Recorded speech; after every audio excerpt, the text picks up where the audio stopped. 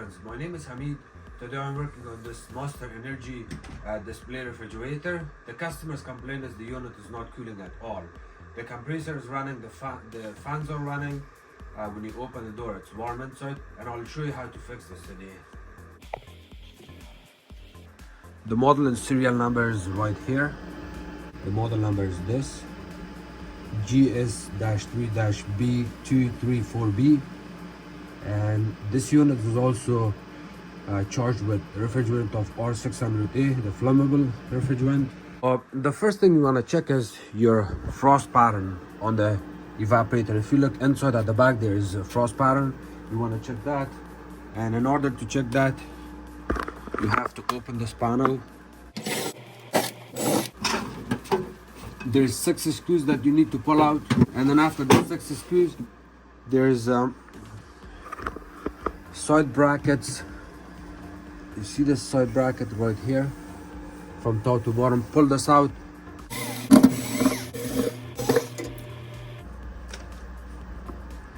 And here you go, this is out.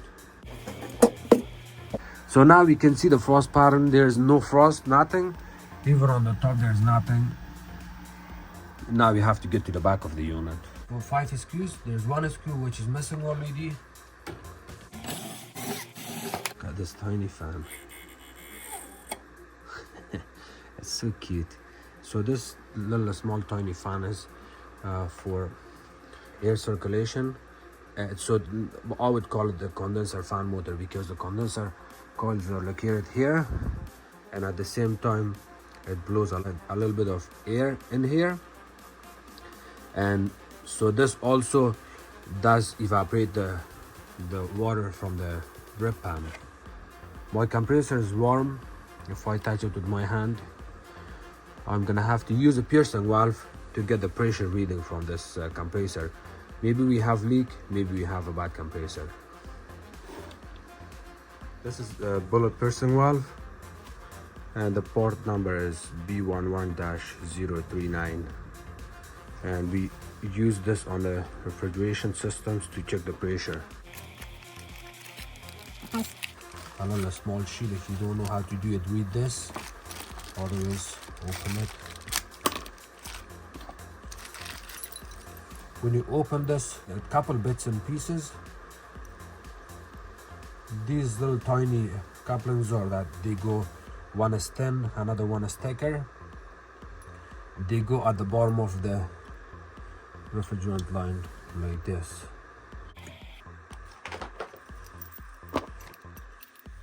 And now with this tiny Allen key looking tool, you have to open it.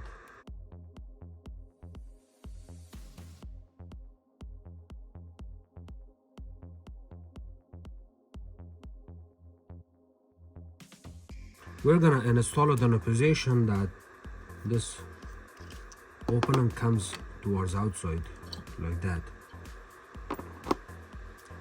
So from these two couplings, we are going to use one only.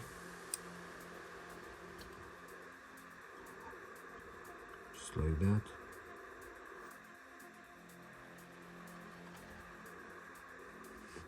Try to install this on a smooth surface.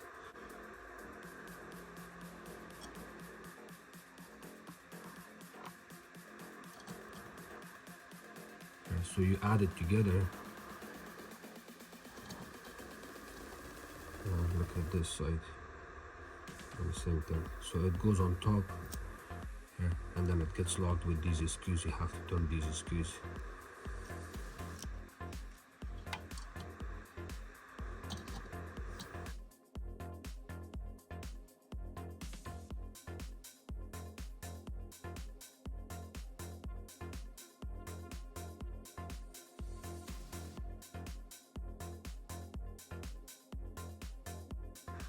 You want to close these screws as tight as possible to make sure it's not loose. If it's loose and you're inserting this screw inside, that's why it's called bullet piercing.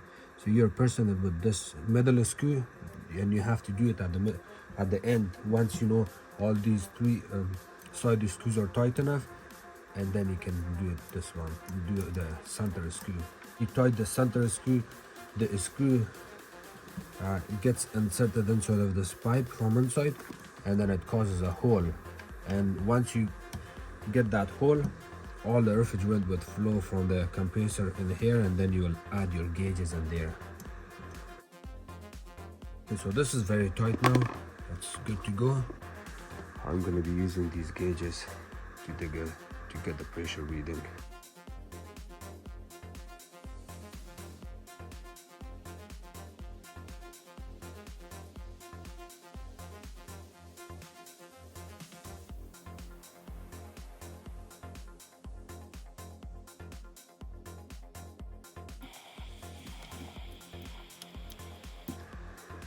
Hole is open. Keep eye on here. I'm going to open this. This is open. This is I'm going to open this one. You can come here and watch if you want. When the unit was not running, I added the bullet piercing valve, opened the unit, and my refrigerant reading was, the gauge was reading just a little bit over 0 pounds. I would say between 0 to 10 pounds. That tells me that unit has leak. Again, that's also not a perfect way of reading this R600A. In order to read the R600A properly, you have to plug in the unit and then run the unit and let it set to equalize, and then it can tell you you can get your reading. So on the R600, when you have leak in the system, it reads between 20 to 30 pounds. So this tells me that we have leak in the system. So what we can do is, I have my friend who's also working on refrigeration here. This is the morning he just got here. We are going to work on this together. And what we are going to do now, after that I confirm that we have leak, we have to find the leak. Usually on normal fridges, I don't have to find a leak. It's always the evaporator or dryer filter area, but just for fun, I prefer using a nitrogen in my system, recharging it, and then we have a couple different ways of finding the leak with leak detector device we have, or we can just use soapy water or anything else to find the leak. And look at the reading here, it's about 20 pounds. And according to the diagram for refrigerant, I'll show you that too, just to confirm it. I have this tiny sheet here.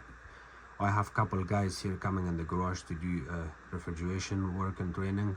I just add this as an example for them so they can look into this and see what the cause is. So look at this here, low side leak.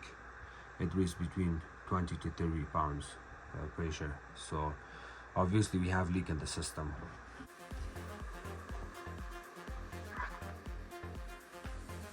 When using the nitrogen here, always unplug the unit. Maybe you can unplug it. Thank you.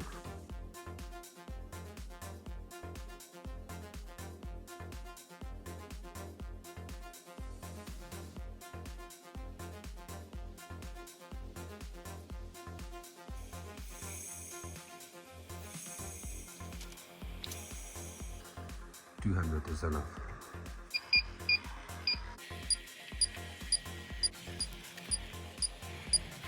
Okay, so on the condenser coil, just go back and forth. Yeah, just for fun.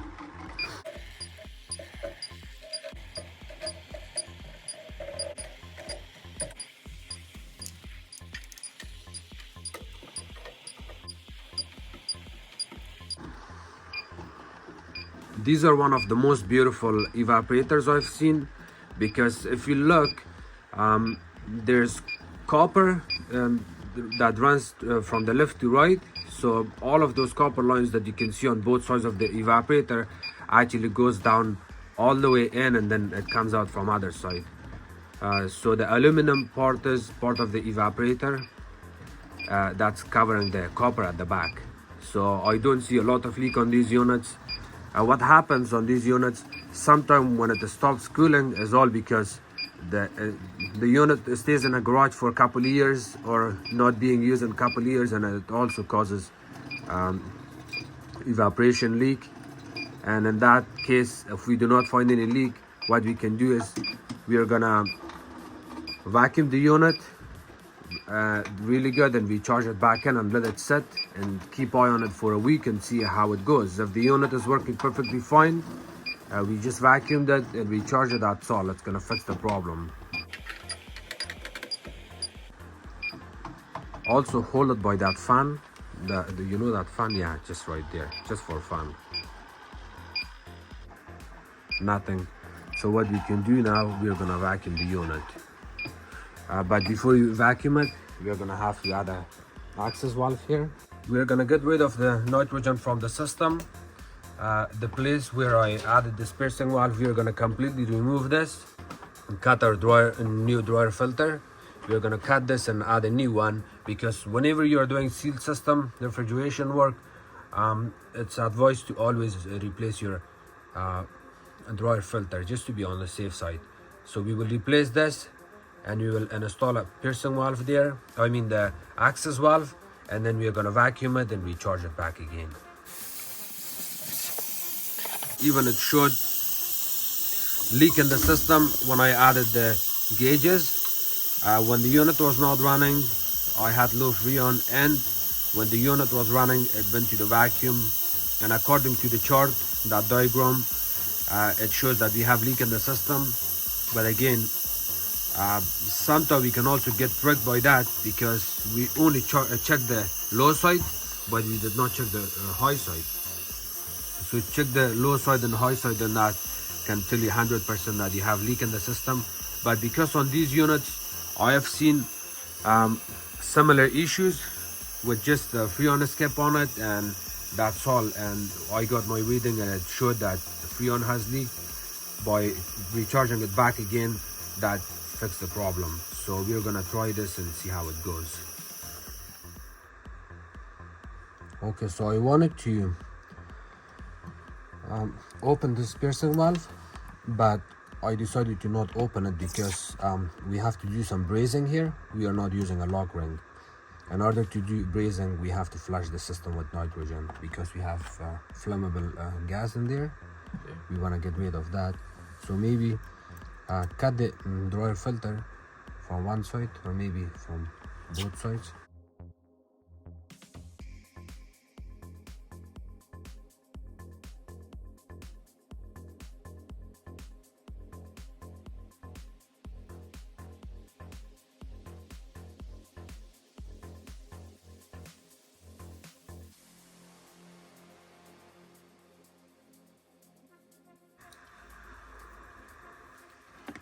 See, that's a nice cut.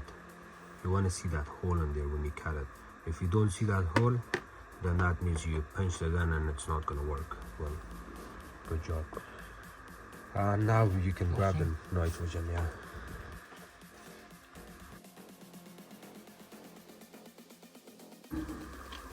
On the gauges, the red is the high side, the blue is the low side, and the yellow is the common. You always use the common for vacuuming, for nitrogen, and for recharging on the recharging port of the cylinder you're using to recharge the system. And of course the blue goes to the charging side.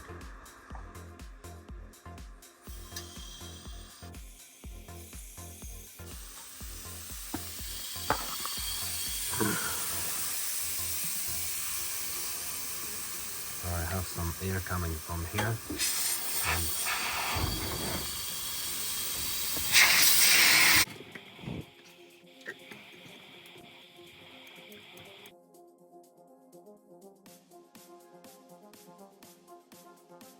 If I'm on your way, let me know, okay? Okay.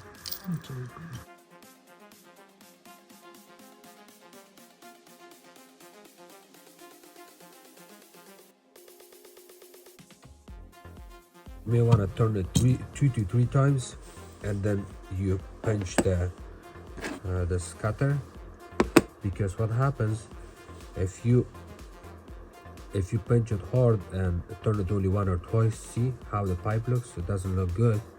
but it's okay. It's still a good cut, but I prefer running the cutter at least 3 times. I spin it 3 times, like you add it in here. Spin it 1. Okay. At first you wanna get it tight enough that it will not come off, and then you go 1.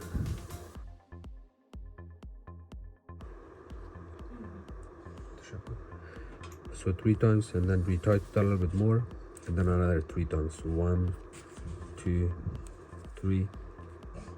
Another tight. 1, 2, 3. You may want to do this couple of times because it's not easy. If you got your line cut out within a couple of seconds, that's not a proper way to do it. So you may want to take your time on it, and then that way you'll have a beautiful cut. So the benefit of cutting it clean is that you can add your other copper lines into it easily, and it doesn't cause any issues. Take your time, go back and forth a couple of times.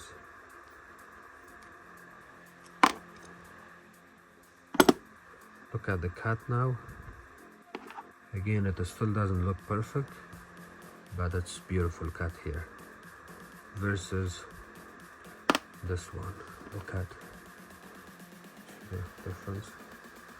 This makes your job way easier. This will still do the job, but you're gonna have a hard time. So take your time and do it like this.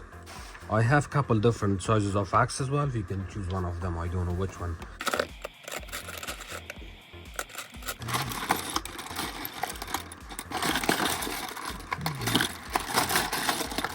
Okay.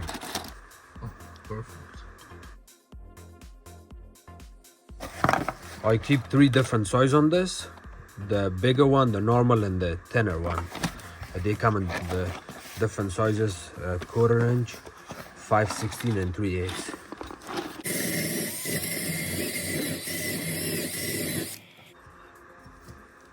Looks nice and clean. You can use sandpaper, or you can use the wire brush on the drill. I prefer using the wire brush because it's more helpful and it's way faster and cleaner. But again, you also have the option of using sandpaper.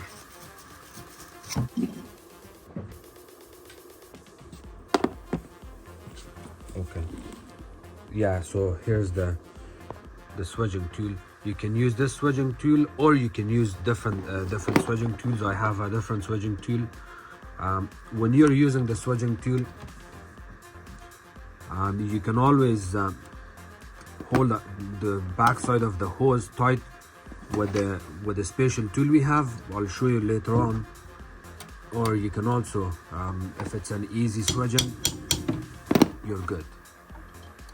Okay, you may want to swedge it more.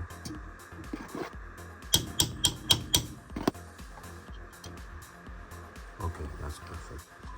The inside hole here, I always recommend adding a holder here. Do you have swedging tool holder? The pipe holder? I'll show you the one I have. This is the proper swedging tool you want to use. Again, if you feel comfortable and feel safe, you can use it the way you did it, but I prefer using this. By using this, you can open it.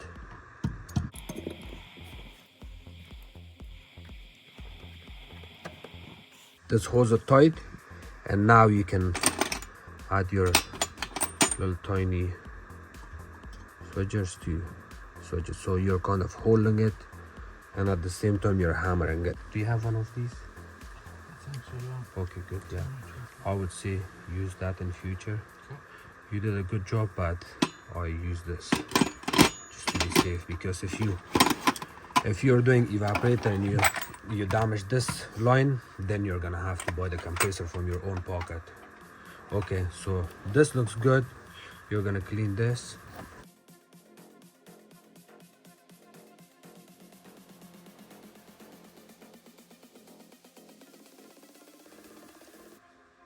Looks nice. Yeah, thank you. Beautiful. Okay. So keep in mind, before you even insert this in right here, what you have to do is take the shredder valve out from this, because you do not want to forget that. If you forget the shredder valve, then it's gonna cause issues. Yeah, the shredder valve is right there inside. Pull it out slowly. You can actually, this one comes loose. You can just turn it with your finger. Yes, perfect. Yeah, thank you. Okay, nice. So the reason you want to pull the shredder valve out, because it has a tiny gasket. You see that gasket insulation? That gasket seals the refrigerant from coming out. If you forgot this here, like that, what happens when you heat this up, it melts here. Once it gets melted inside of this access valve, you're gonna get leak from this.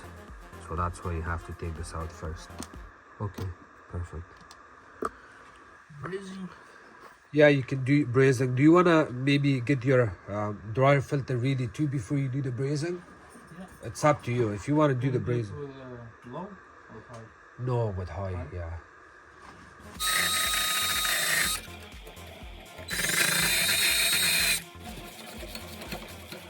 So this is our dryer filter we're gonna install.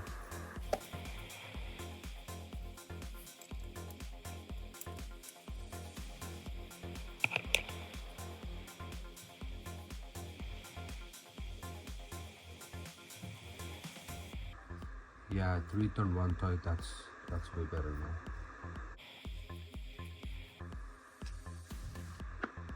Yeah, that's a nice cut. There's already a cut on the dryer filter. You may want to align it with that cut, yeah, and then cut it after that.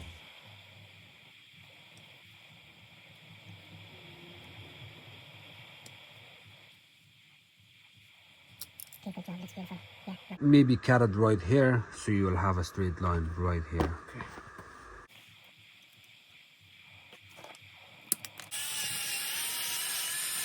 Yes, looks nice.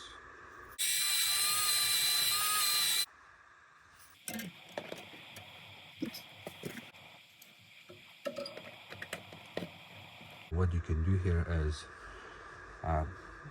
try to insert this like only this much, not too much, because if you go too much, then you're gonna have a hard time to solder there, because the cavity is close by, so you don't want it. You want it like maybe that much.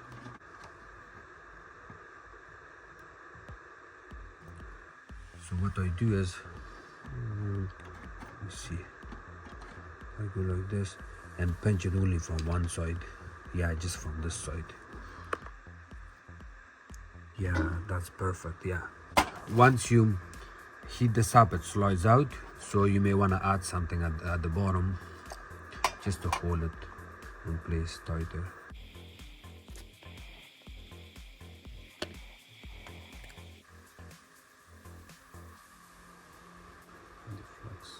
Preparation for brazing is to add wet cloth at the back, or maybe use some kind of shielding at the back here, a steel shield or anything. You can just use your shielding, whatever you want to use. Do you have something? Yeah. Good.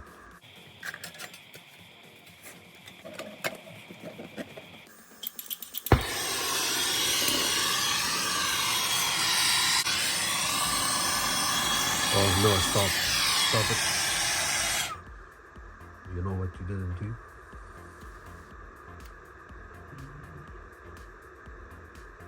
There's something wrong here. Oh, free. Free top. Okay, yeah. We have shredder valve also coming with the dryer filter, so always pull that out too.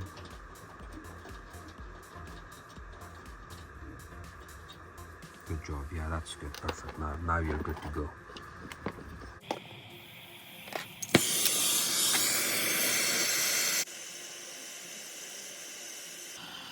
That's good. That's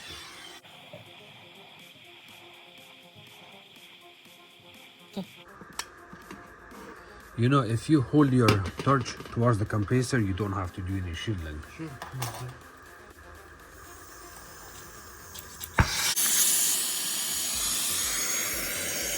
So the more you heat it and add silver solder, it keeps flowing down. It keeps flowing down, and then eventually it's gonna get plugged from here.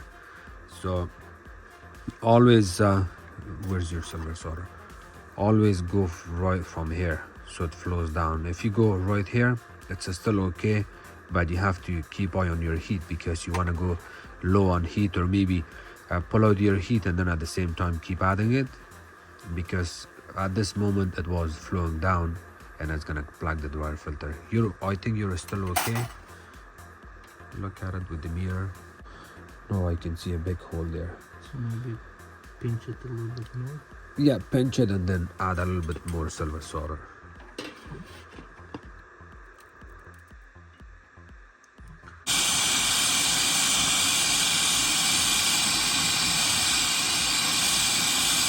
That's good. So here's the mirror. Looks good to me. Looks beautiful, yeah. This one's better. Yes.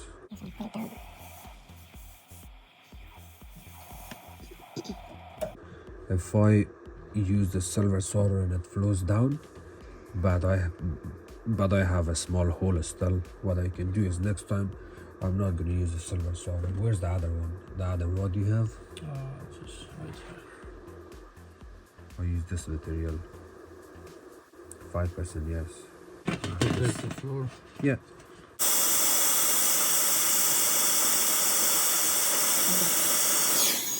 Beautiful. To get a nice flow, always get this. Always touch it right here, maybe right here, and then it flows down. It's still a good one. We don't know about the bottom. When you see that tiny little small bubble, I like it. I like to have a bubble right here. That way it's more nicer. Look at the bottom of the dryer filter where the capillary goes. No, it's open. See that? That's why you want to see a bubble there. See that hole? Hold most of your heat towards the dryer filter, not the capillary tube. No, do not hold it down. Oh yeah, hold it with this.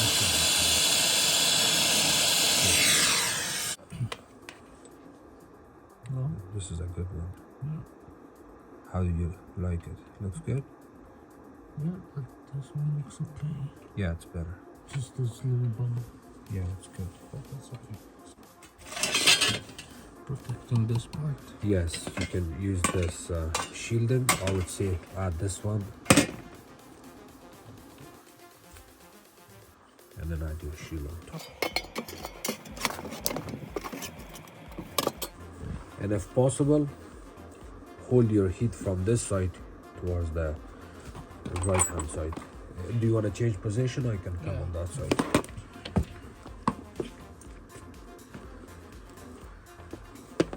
Always remember, this is for your safety.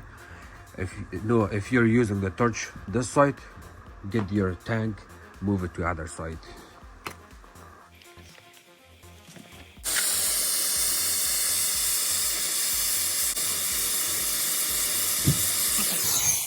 Protect your flooring. Just add something underneath to make sure if anything falls down it doesn't burn the floor. Okay, you can remove your shielding if you want. Check it. How do you like it? Here, try it. Yeah, that's perfect. Beautiful, yeah. Okay. If you cannot hold it, do not add your shredder valve. If you can hold it tight, then that means you can add your shredder valve. So do not add your shredder valve now. Maybe wait a couple of minutes. In the meantime, you can do some cleanup.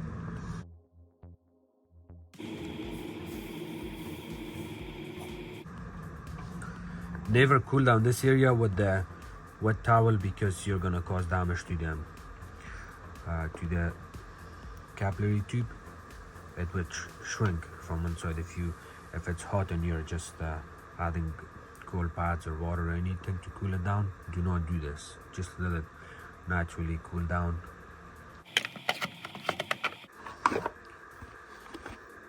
See these clips? Yeah, the clip goes inside here.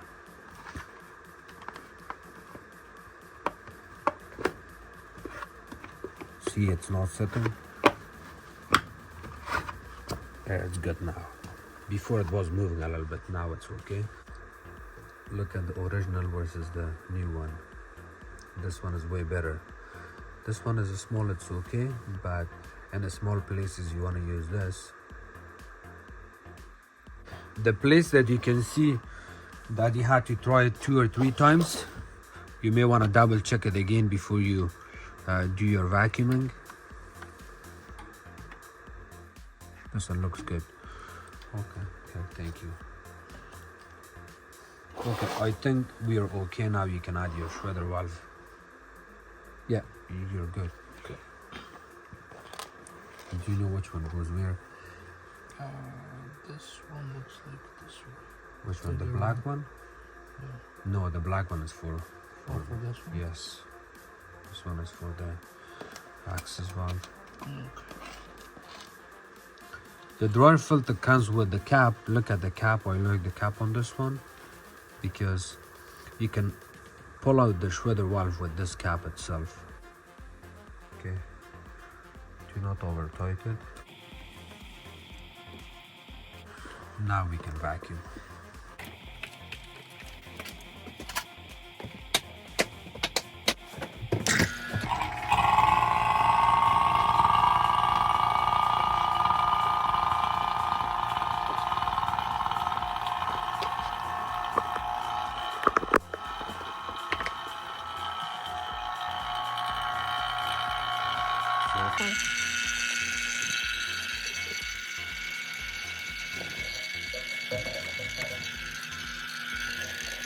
See the charges?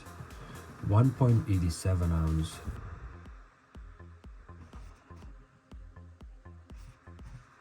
See this? And according to this diagram, we can charge the system. See, after a couple of minutes, it's still holding the charge really good. No leak.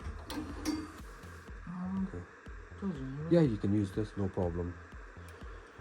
So I'll pull this out. Yes, so this is off. Can disconnect it.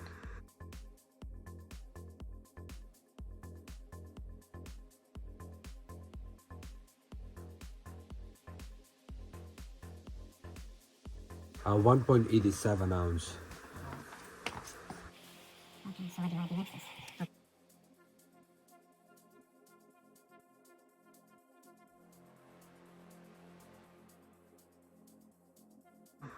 If it's not taking more than you expected here, what you can do is you need to plug in the unit.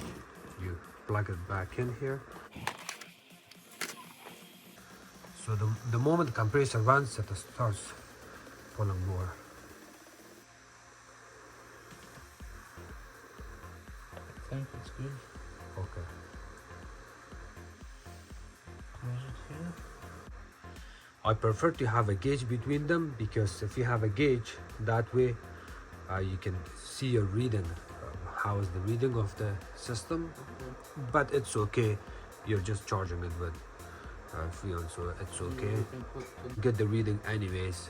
After we remove this refrigerant can, we will put our gauges back in and get the reading and see how it's reading. Maybe it's a little bit lower still, or it could be a little bit more. We don't know.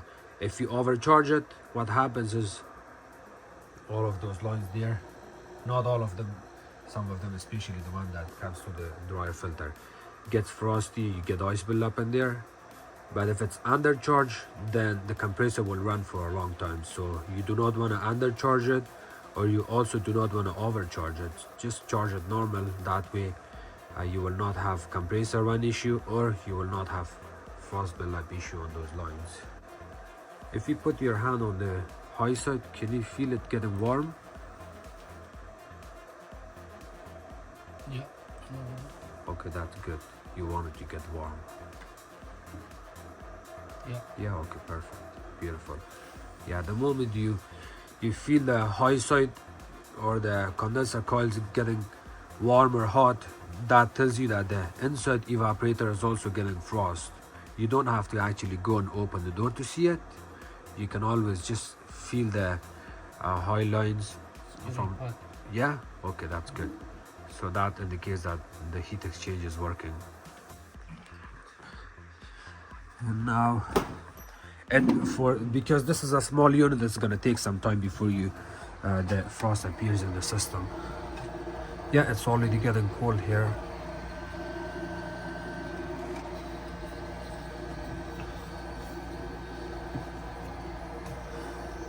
And if you really have leak in the system and the unit has been running for a long time and you find the leak from outside, you repair your leak. When you're replacing your dryer filter, you have to replace both of them. One at the back is important and necessary. You have no choice, you have to replace it. But this one is also important to replace if the unit has been running for a long time with leak, and then you will get moisture there. So that dryer filter needs to be replaced. In order to replace this, you may want to pull the evaporator out completely and then replace that dryer filter. See with the compressor run, this fan should always be running if the compressor is running.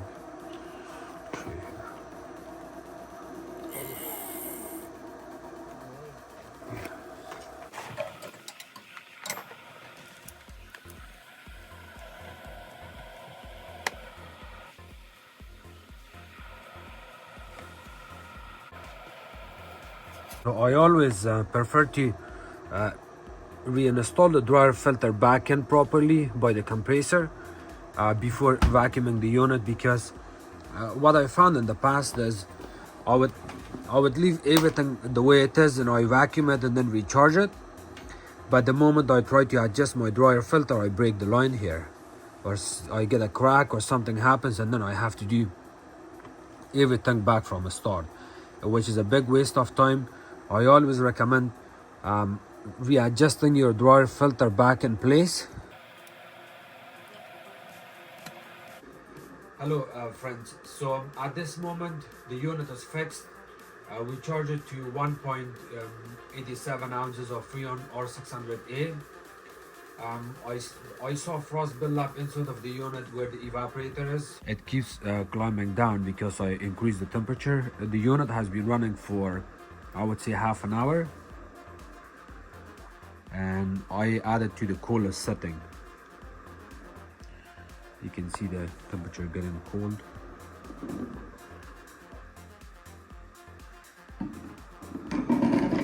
And I will, okay, so before I open that, let me show you here the diagram here. See, the normal temperature for R600A is minus 10 to 20. And here, look at my gauge here.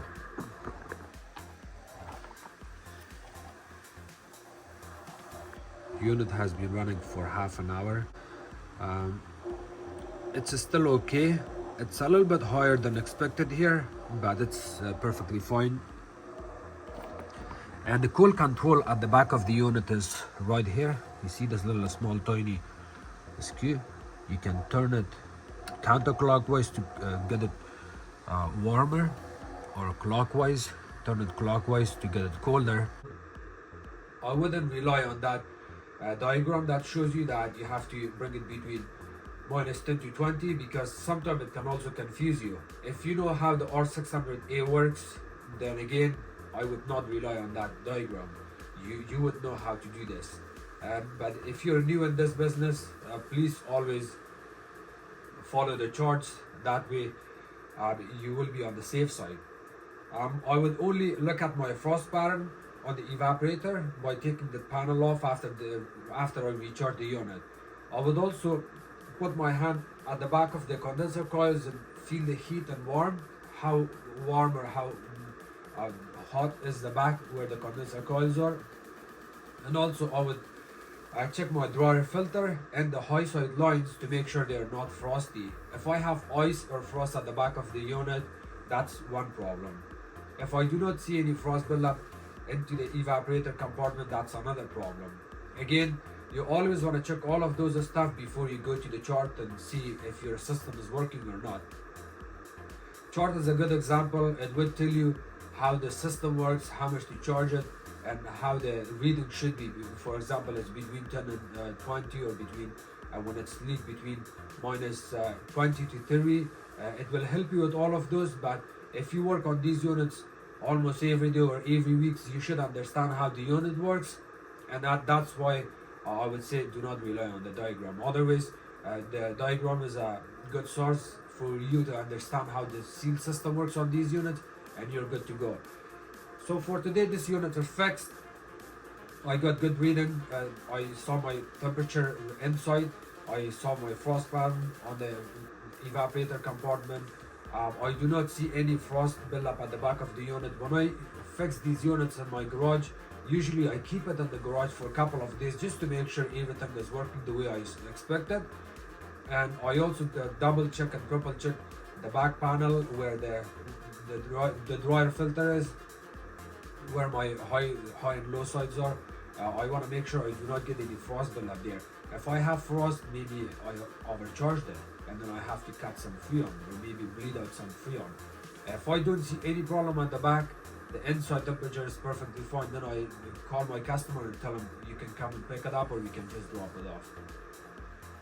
I also have another unit at the back there. I have this blue blanket on it. It's made by Danby. I will be working on that hopefully next week when I get a chance. Again, sorry for all the mess. My garage looks very messy right now because we have some renovation going on. We have to work inside of the house, outside, and then eventually I will I'll get a chance to work on this garage stuff, do a lot of cleanup. I have so many appliances in my garage to look at. People they bring it in and drop it off, and they ask me to fix it. I will do that slowly. And thank you so much for watching my videos. If you guys have any questions, please comment below.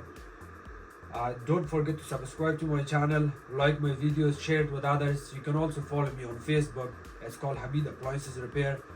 I request from you guys, please do not call on my phone, because when I get a phone call, people can ask the same question on my YouTube videos. And recently I've been getting a lot of phone calls especially from USA, customers, like clients from USA. I only work in Canada. I'm located in Manitoba, Winnipeg, but it's kind of bugging me when I receive phone calls. People are asking questions.